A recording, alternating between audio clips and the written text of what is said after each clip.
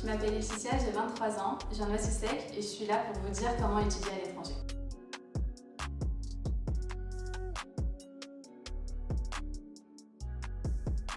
J'ai fait mon baccalauréat au lycée Olympe de Gouges à Sec. J'ai ensuite rejoint Dauphine pour faire ma licence éco-gestion, puis j'ai fait mon master en alternance toujours à Dauphine en marketing. La première année, je l'ai fait dans une industrie d'événementiel dans la tech, Vivatech, et la deuxième année, j'ai fait spécialisation dans le luxe, donc dans une maison de luxe qui s'appelle Vincourt. J'ai fait ma troisième année de licence entièrement à l'étranger. J'ai fait à Montréal au Canada. Je suis partie avec ma fac, c'était en fait un double diplôme, ce qui me permettait à la fois d'obtenir ma licence de Dauphine, mais aussi l'équivalent d'une licence sur place. Et du coup, j'ai obtenu ce qu'on appelle un baccalauréat en administration, ce qui est l'équivalent d'une licence de gestion, mais en Québec. Donc aller à l'étranger, déjà ça m'a permis un peu d'ouvrir mon esprit, de découvrir un peu le monde. Surtout que je suis partie du coup au Canada, donc sur un tout autre continent sur lequel j'avais jamais mis les pieds. J'ai pu faire de très très belles rencontres, que ce soit des étudiants ou des personnes qui vivaient sur place et qui n'étaient pas particulièrement étudiantes. J'ai pu beaucoup voyager en étant sur place aussi, donc découvrir New York, Toronto, le reste du Québec, un peu plus la partie voyage et exploration. J'ai aussi pu du coup un peu découvrir aussi l'autre façon de faire les études supérieures, sachant que en l'occurrence au Québec c'est assez différent d'en France. On a vraiment des parcours très différents au sein de nos promos, donc c'est super enrichissant.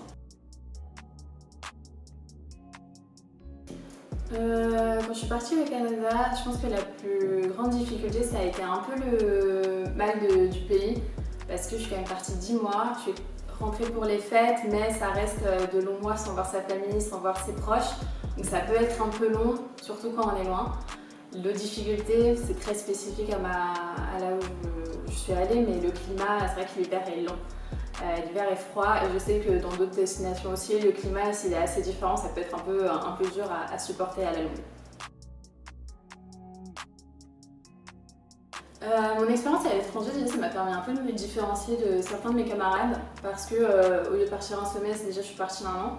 Donc ça permet un peu aussi quand même d'avoir une plus grande autonomie, de prouver qu'on a une plus grande autonomie. L'autre différence, vraiment l'autre chose que ça m'a beaucoup apporté, je pense que c'est surtout mon envie de découvrir un peu plus le monde et d'encore plus voyager et vraiment travailler notamment à l'étranger, vivre à l'étranger en tant que soit qu'étudiant, soit en tant qu'employé. Et enfin, la troisième chose que ça m'a apporté, c'est aussi perfectionner mon anglais. Parce que même si j'étais dans une université francophone, au quotidien, je parlais en anglais avec mes amis non francophones. Donc vraiment, pour les langues, il n'y a pas mieux que de partir à l'étranger.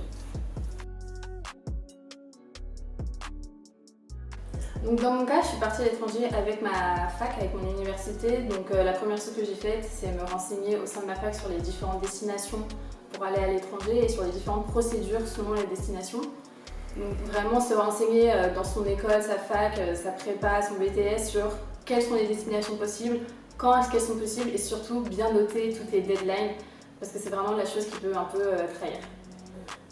Faut aussi pas mal se renseigner sur les prérequis pour partir à l'étranger, donc s'il y a des examens à passer comme le TOEIC, le TOEFL, à voir si vous pouvez les passer avec vos écoles pour ne pas payer de votre poche le prix de l'examen. Vous préparer pour l'examen et donc vraiment avoir les résultats en temps et en heure. Dans mon cas, pour financer, j'ai eu une bourse de ma fac et j'avais aussi mes économies parce que j'ai travaillé pendant 2 ans pour payer cette expérience et j'ai aussi fait un prêt à la banque, un prêt étudiant, sachant que les banques ont souvent des accords avec vos universités ou vos écoles pour des taux avantageux, donc vraiment n'hésitez pas. Alors, pour financer du coup vos études à l'étranger, il ne faut pas hésiter à vous renseigner sur les bourses.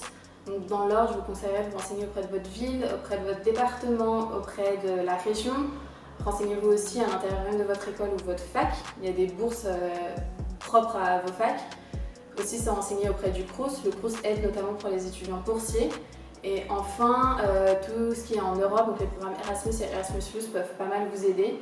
Aussi, n'hésitez pas à vous renseigner si là où vous avez le droit de travailler en tant qu'étudiant étranger. Dans mon cas au Québec, avec le permis d'étudiant que j'avais pas le droit de travailler sur place.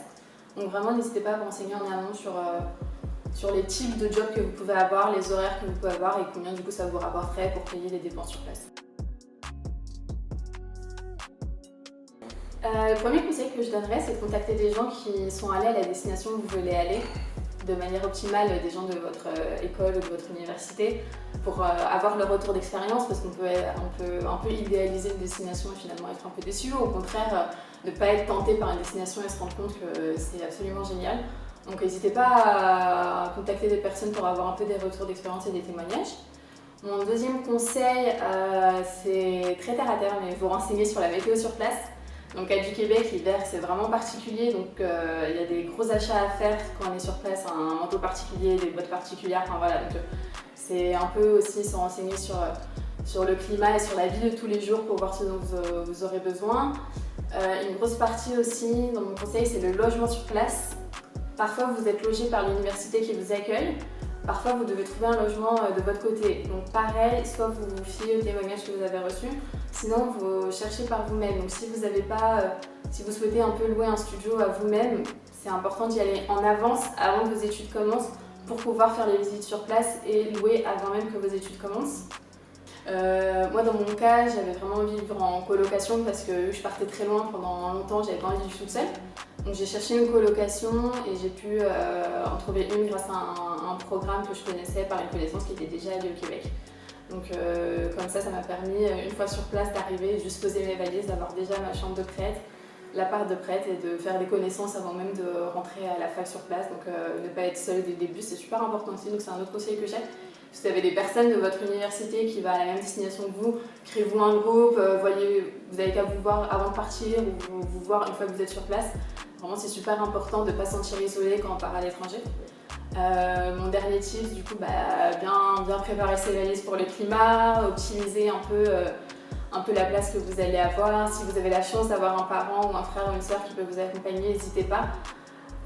Puis enfin, mon dernier tip, c'est ne pas stresser trop. Franchement, les études à l'étranger, c'est vraiment le meilleur des deux mondes. Vous continuez à étudier, mais vous découvrez plein de personnes, plein de nouvelles rencontres, vous visitez des nouveaux pays, des nouvelles villes, donc éclatez-vous. Alors la vie quotidienne à Québec, c'est similaire à la vie quotidienne française tout en étant assez différente. Déjà au niveau de la mentalité, les gens sont bien plus accueillants, donc forcément on se sent assez à l'aise assez rapidement. Mais c'est assez différent dans le sens où, par exemple, ils mangent tôt le soir, c'est bête, mais ils dînent à 17h ou 18h, donc nous on n'a pas l'habitude, donc si vous dînez avec des Québécois, vous allez être un peu étonnés. L'autre vie quotidienne, on a de la chance, c'est que pour certains pays, vu qu'on est quand même une belle économie, la vie quotidienne est moins chère. C'était le cas au Québec, c'était moins cher pour moi. Donc ça permet de plus profiter et de plus investir dans certaines expériences super cool, comme dans mon cas aller voir des baleines. Et enfin, de toute façon la vie quotidienne change vraiment d'un pays à l'autre, voire d'une ville à l'autre, donc n'hésitez pas encore une fois à demander à des personnes qui ont vécu sur place, que ce soit des locaux ou des étudiants étrangers, comment ça s'est passé pour eux. N'hésitez pas à liker, commenter ou partager les vidéos et à vous inscrire à Émergence.